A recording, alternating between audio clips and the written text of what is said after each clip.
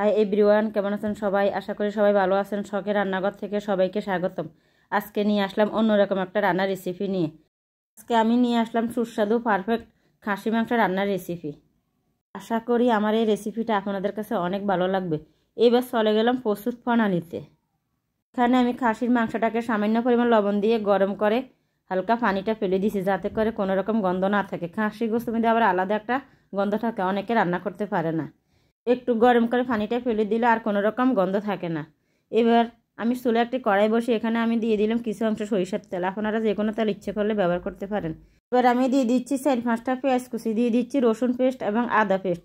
এবার আমি দিয়ে দিচ্ছি 2 চামচ পরিমাণ গোলমরিচ এবং জিরার গুঁড়া। সমস্ত উপকরণগুলো আমি একটু নেড়েছি। এখানে আমি স্বাদ মতো লবণ দিয়ে দিচ্ছি। দিয়ে আমি এগুলিকে এবার কিছুক্ষণ নেড়ে ভেজে নেব। দেখুন, একটু ভালো করে মশলাগুলিকে আমি ভালো করে কষিয়ে নেব।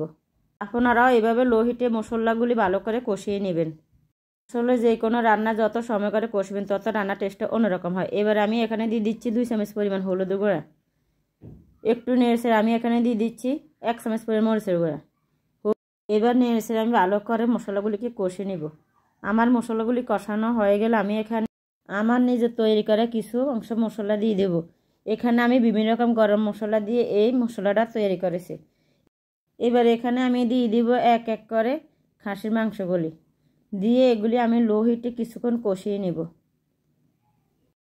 খাসির গোশ অন্যান্য গোশের থেকে যত বেশি আপনারা কষিয়ে নেবেন তত এর গন্ধ চলে যাবে।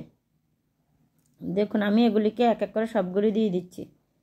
এবার নেড়ে ভালো করে আমি মশলার সাথে মাংসগুলি মিক্স করে নেব। মিক্স করা হয়ে গেলে আমি এটাকে ঢাকনা দিয়ে লো হিটে প্রায় 10 মিনিট পরিমাণ আমি এটাকে সিদ্ধ করে নেব। আপনারা আমার পাতিলটা দেখে কোনো রকম আলোচনা করবেন না, কারণ এই পাতিলটা অনেক বছর হয়েছে, আমার দাদি শাশুড়ির হাতের পাতিল।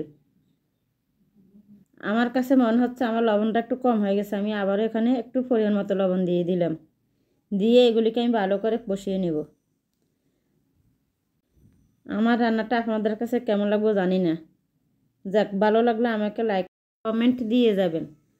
আমার মাংসটা অনেকক্ষণ কষিয়ে নিয়েছি আমি লো হিটে। এবার আমি এখানে অল্প অল্প হালকা গরম পানি দিয়ে আরও কষিয়ে নেব।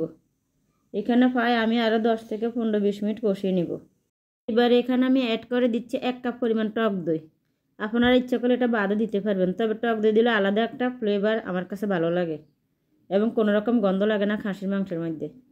দেখুন, আমার খাসির মাংসটা আমি অনেকক্ষণ কষিয়ে নিয়েছি। কত সুন্দর কালার আসছে, দেখুন কী যে ভালো লাগতেছে আমার কালারটা দেখে। আশা করি খেতে অনেক ভালো লাগবে। একবার তেলটা বাবা আসা পর্যন্ত আমি মাংসগুলোকে কষিয়ে নেব লো হিটে।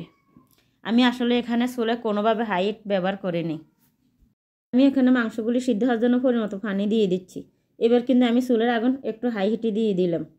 এগুলিকে আমি ঢাকনা দিয়ে প্রায় 15 থেকে 20 মিনিট রান্না করে নেব। একটু লেবু রস দিয়ে দিছি যাতে করে খাসি মাংসে কোনো রকম গন্ধ না থাকে। অনেকে আসলে খাসি মাংস খেতে পারে না, কিন্তু আমার কাছে অনেক ভালো লাগে। আমার পরিবারের সবাই আমরা খাসি মাংস পছন্দ করে থাকি। দেখুন আমার মাংসটা কত তেল তেলে হয়ে গেছে। আমার মাংসটা রান্না করা হয়ে গেল। এবার আমি চুলা থেকে নামিয়ে নিব পরিবেশনের জন্য। তো ভালো থাকেন সবাই। আজকে এই পর্যন্ত। আল্লাহ হাফেজ।